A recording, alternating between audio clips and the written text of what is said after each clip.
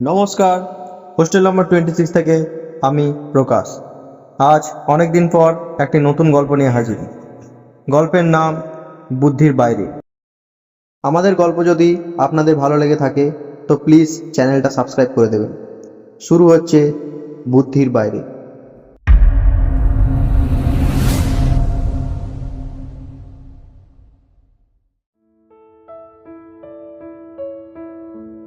বিজ্ঞানের চোখে ভূতের অস্তিত্ব অচল। পাড়াগাঁয়ের ভূতের ভয় থেকে প্লাসের মিডিয়ামতম রাত বিরেতে সম্ভব অসম্ভব ছায়ামূর্তি দেখে চমকে ওঠা, এসব অনেক কিছুই তর্কের উপাদান যোগায়। ভৌতিক অস্তিত্ব ঈশ্বরের মতোই নানা মতবাদ বিড়ম্বিত। সেখানে আস্তিক, নাস্তিক, স্কেপটিক বা আগনস্টিক কারোরই অভাব নেই। সোজা কথায়, যুক্তির জগতে ভূতের জায়গা নেই। ভূত মানতে গেলে চোখ বেঁধে পিছু হটতে হয়, একেবারে প্যালিওলিথিক আদিম যুগে। অশরীরী তত্ত্বে যারা আস্তিক্যবাদী তাদের সঙ্গে আজ আর তর্ক চলবে না। চরম নিষ্পত্তির জন্য হাতাহাতি করতে হবে। তবু সব কিছু বৈজ্ঞানিক তত্ত্ব তর্কের মধ্যেও একটা কিন্তু থেকেই যায়। এমন কতকগুলো প্রশ্ন ওঠে যাদের উত্তর মেলে না। তার মানে এই নয় যে কোনো দিন তাদের উত্তর একেবারেই পাওয়া যাবে না। হয়তো বিজ্ঞানের ব্যাপ্তি একদা সব কিছুর নিঃশেষ সমাধান করে দেবে। কিন্তু যতক্ষণ তা না হচ্ছে ততক্ষণ কতকগুলো বিচিত্র ঘটনা আমাদের মনকে নানাভাবে আন্দোলিত করতে থাকে। এই রকম একটি ঘটনা আমি আজ বলবো। এটা ভূতের গল্প কিনা জানি না, চোখ কিংবা মনের ভুল কিনা সে সম্বন্ধেও কোনো রায় দিতে আমি প্রস্তুত নই। শুধু যা ঘটেছে সেটুকুই আমি বলবো।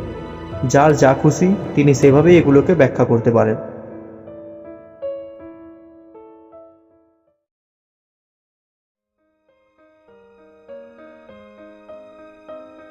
প্রায় 12-13 বছর আগের কথা। তখন পশ্চিমবাংলার একটা ছোট্ট গ্রাম থেকে আমি শহরে ডেলি প্যাসেঞ্জারি করতাম। সাইকেলে করে আসতে হতো 8 মাইল দূরের স্টেশনে। একটি ছোট্ট দোকানে সাইকেল জমা রেখে আমরা ট্রেন ধরতাম। সন্ধ্যের গাড়িতে ফিরে আবার সাইকেল নিয়ে গ্রামে চলে আসতাম। আমরা বললুম এই কারণ আমার সাথে আরও একজন ডেলি প্যাসেঞ্জারি করত, আমি এবং প্রিয়নাথ। মুন্সেফ কোর্টে চাকরি সেরে 5টা নাগাদ প্রিয়নাথের সাইকেল রিপেয়ারিং শপে এসে আমি আড্ডা দিতাম, চা খেতাম। তারপর 7টায় দোকান বন্ধ করে 7:22-এর ট্রেন ধরতুম দুজনে। কোনো একজনের বাড়ি ফেরবার খুব বেশি তাগিদ না থাকলে এটাই ছিল আমাদের দৈনন্দিন প্রোগ্রাম। স্টেশন থেকে আমাদের গ্রামের প্রায় সীমানা পর্যন্ত ছড়িয়েছিল একটা অনুর্বর কাঁকর মাটির মাঠ, যাকে বলে ব্রহ্মডাঙ্গা। জেলা বোর্ডের রাস্তাটা ঢেউ খেলানো মাঠের ভেতর দিয়ে চড়াই উতরায়ে চলে গেছে।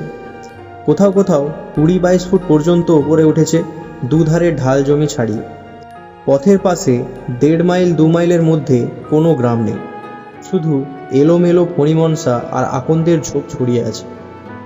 এককালে মাঠটা ডাকাতির জন্য বিখ্যাত ছিল।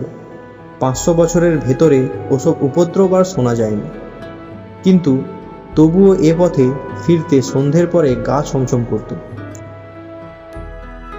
দু একটা ভূতের কাহিনীও যে মাঝে মাঝে কানে আসতো না এমন নয়, কিন্তু ও ভয়টা কোনোদিনও আমাদের মনে যে এতটুকু ছাপ ফেলেছে তা নয়, অন্তত সচেতনভাবে তো নয়ই।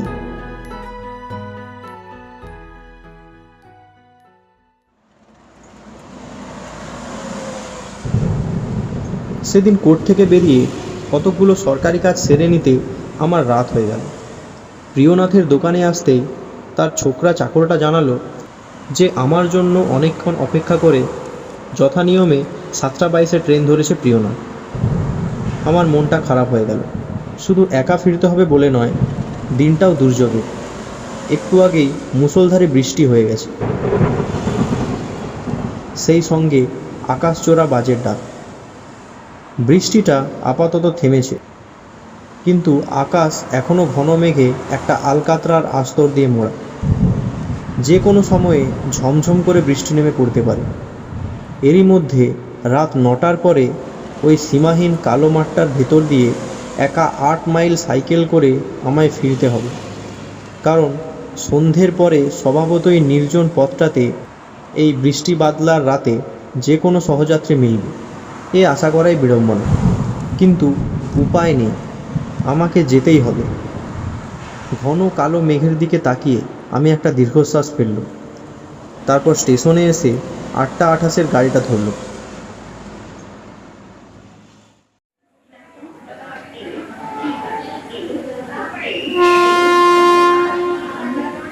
ট্রেন ছাড়তে না ছাড়তেই বৃষ্টি নামল। এমন প্রবল বৃষ্টি সচরাচর দেখা যায় না। সারা আকাশটা যেন গলে গলে ঝরে পড়ছে। অন্ধকার সাদা হয়ে গেছে বৃষ্টির কুয়াশায়। মনের মধ্যে দুশ্চিন্তা আরও থিতিয়ে বসতে লাগলো। উঁচু কাকরের রাস্তায় জল দাঁড়াবে না, কিন্তু মাঠের ভেতরের বৃষ্টির সঙ্গে হাওয়া মিশলে অবস্থা কি দাঁড়াবে সেটা অনুমান করা শক্ত নয়।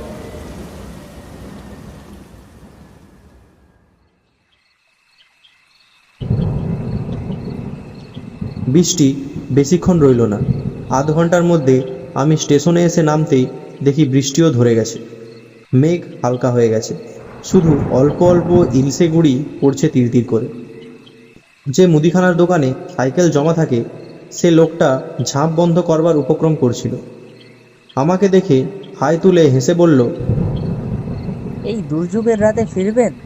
থেকে যান না আমার দোকানে।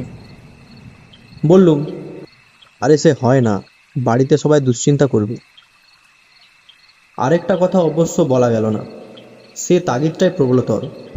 অর্থাৎ মাসখানেক আগে আমি বিয়ে করেছি এবং মাত্র 3 দিন আগে স্ত্রী এসেছে বাপের বাড়ি থেকে। দোকানদার সাইকেলটা বের করে দিল। জিজ্ঞাসা করলুম, আচ্ছা প্রিয়নাথ কি চলে গেছে? হ্যাঁ, উনি তো 7:55-র গাড়িতেই নামলেন। ভেঙে বৃষ্টি আসছিল, বাজ চমকাচ্ছিল ঘন ঘন। ওকেও দাঁড়িয়ে যেতে বলেছিলুম, রাজি হলেন না। বললেন বোঁ বোঁ করে চলে যাবেন। বো বো করে চলে যাব আমিও ভাবলুম। তারপরে সেই ঘন কালো অন্ধকারে তীর তীর বৃষ্টির ভেতরেই সাইকেল নিয়ে প্রায় ঝাঁপ দিয়ে পড়ল।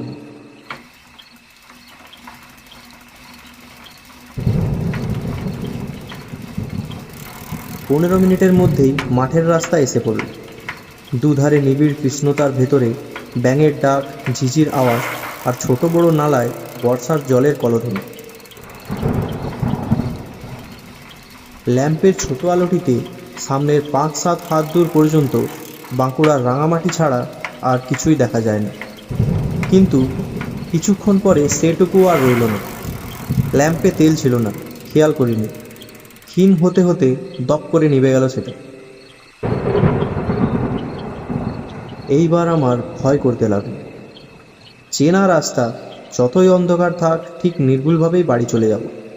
তবু অন্ধকার, এই নির্জনতা, একবার যদি অসাবধান হই তবে সাইকেল নিয়ে একেবারে 10-12 হাত নিচে গড়িয়ে পড়ব। দুটো চোখকে যতদূর সম্ভব তীব্র করে আমি সাইকেল চালাতে লাগলাম। তাড়াতাড়ি যেতে ভরসা হচ্ছে না, তবু উত্তেজনায় আপনা থেকেই দ্রুত বেগে ঘুরছিল প্যাডেল। সেকেলে বিএসসি বাইক, আমার মনের শাসন না মেনে সে যেন শোঁ শোঁ করে উড়ে চলল।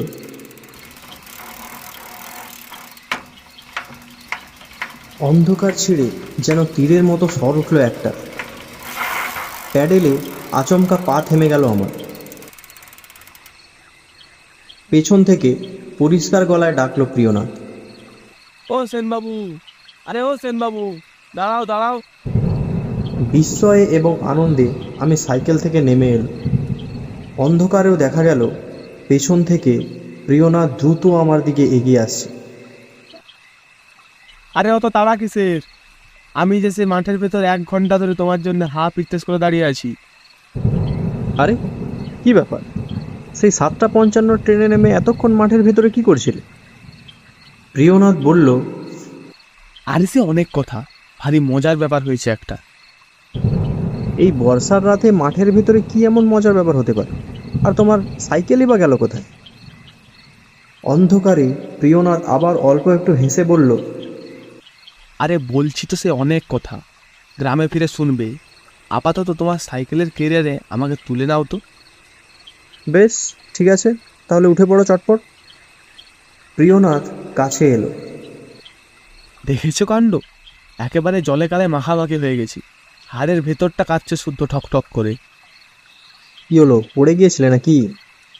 সে আর বলো কেন, আছাড় বলে আছাড়, একেবারে অতল জলের ভেতর কাদার মধ্যে প্রায় বসে গিয়েছিল। যাক, বাড়ি ফিরেই শুনবে সেসব কথা। আমি সাইকেলের প্যাডেল ঘোরালাম। তড়াক করে প্রিয়নাথ পেছনে উঠে বসল। একটা ঝাঁকুনি লাগলো। টের পেলুম সিটের আংটাটা প্রিয়নাথ আঁকড়ে রয়েছে। এই ভিজে রাস্তায় এমন অন্ধকারে আরেকটা মানুষকে কেরিয়ারে তুলে নেওয়া যে কী দুর্ভোগ, সে বলে বোঝাতে পারবো না। কিন্তু অনুভব করলুম হঠাৎ যেন আমার গায়ে দ্বিগুণ শক্তি বেড়ে গেছে। প্রিয়নাথের অতখানি ওজন আমাকে বিন্দুমাত্র কাবু করতে পারল না। সেকেলে মজবুত বিএসসি সাইকেল সনসন করে চলতে লাগলো। এমনকি অন্ধকারের সম্ভাব্য বিপদটাও মুছে গেল মন থেকে। প্রিয়নাথ কোনো কথা বলছে না, আমিও কোনো কথা বলছি না।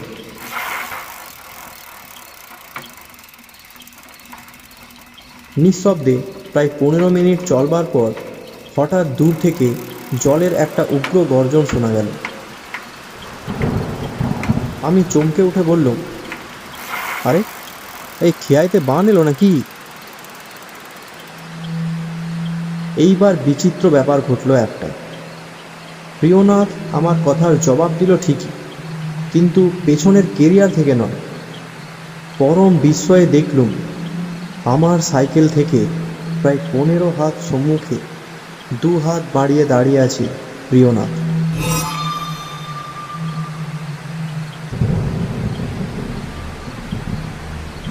হ্যাঁ, অন্ধকারেও দেখতে পেলুম প্রিয়নাথই দাঁড়িয়ে রয়েছে। প্রিয়নাথ ডেকে বলল, ও সেনবাবু, বানের জলে কাঠের পুলটা ভেসে গেছে, আর এগোলে খাড়া 30 হাত নিচে আছড়ে পড়বে। মুহূর্তের মধ্যে সারা শরীরে আমার বিদ্যুৎ বয়ে গেল। কখন কেরিয়ার থেকে নামলো প্রিয়নাথ? কখনই বা এমন করে 15 হাত দৌড় দিল সে? সাইকেলের গতি মন্দা করতে করতে আবার শুনলাম, এখনো সময় আছে, নেমে যাও, না হলে আমারও যা হয়েছে সে দশা তোমারও হবে। কয়েক সেকেন্ডের মধ্যে সবটা ঘটল জানি না। দেখলুম প্রিয়নাথের চোখ দুটো জ্বলে উঠল। তারপর যেন করটির কোটর ছেড়ে সে দুটো চোখ তীক্ষ্ণ উজ্জ্বল আলোর মতো উড়ে আসতে লাগলো আমার দিকে, যেন ফসফরাসের দুটো অতিকায় পতঙ্গ। আমি তীব্র একটা চিৎকার করে জ্ঞান হারালাম।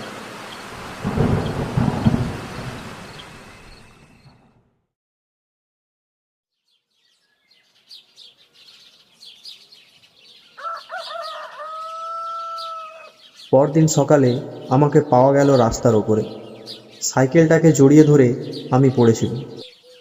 আর প্রিয়নাথকে পাওয়া গেল ভাঙা পুল থেকে 23-24 হাত নিচে। আরও 3-4 ফুট জল কাদার তলায়। ওপর দিকে পা দুটো তুলে তার পেট পর্যন্ত কাদার মধ্যে গাঁথা। ভাঙা সাইকেলটা খানিক দূরে একখানা বড় পাথরের ওপর ঝুলে রয়েছে।